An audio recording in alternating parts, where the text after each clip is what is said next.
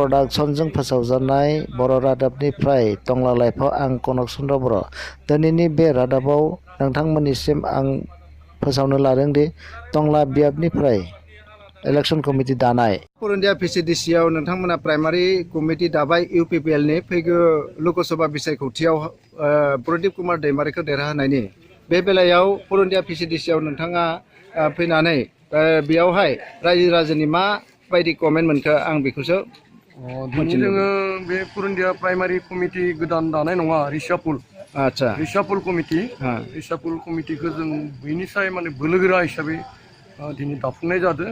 मानो होनबा गोबां बिबानगिरिफोरखौ जोङो ब्लकआव लांनाय जादों आरो दिनै आं सानदों जे बे गामिनि जि उत्साह उद्दीपना बिथांमोननि गोसोआव जि सोलायनाय राजनितिक भाबै जि सोलायनाय बे सोलायनायखौ जों मोनदांनाय मोनदों। UPPL देरहानायनि थांखिया नोंथांमोननियाव दङ, खिन्थु देरहानायनि जा लामा बे लामाया नोंथांमोननिफ्राय क्लियार ना? क्लियार। बेथिं BPF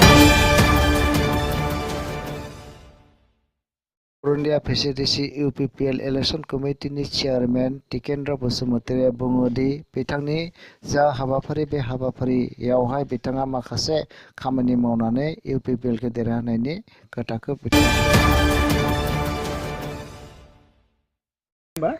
बे पुर इण्डिया PCDC-आव बिथांमोना प्राइमारि कमिटि दादों। बेनिखायनो आं दा पुर इण्डिया प्राइमारि PCDC-नि प्रेसिडेन्ट दङ, आं प्रेसिडेन्टखौ सोंनो नागिरदों।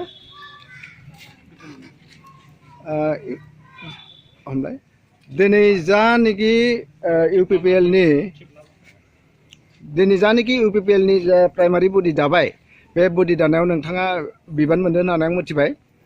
अब्ला दिनैनि बा जि बिसायख'थि जानो गोनां लकसभानि बिसायख'थि जानो गोनां बेवहाय केन्डिडेटनि बागै नोंथाङा मा होननानै बुंनो नागिरदों बेखौसो आं मिथिनो लुबैदों।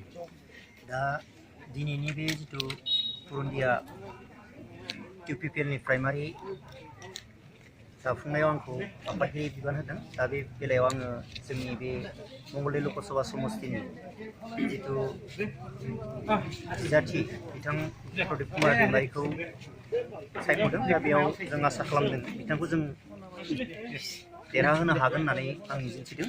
सरकारनि बेलायाव जेनेबा UPPL-निफ्राय बिजाथि देरहायोब्ला नेक्स्ट जिथु BTC इलेक्शन बे BTC इलेक्शननि जा सरकार BTC-आव बे सरकारखौ सोलाय सोल'नि माबाफोर मिजिं दं नामा UPPL-आ? नंगौ दङ। मानो होनोब्ला फैबाय थानाय जिथु BTC-नि इलेक्शन बेयावथ' दा UPPL हान्जाया गोख्रोङैनो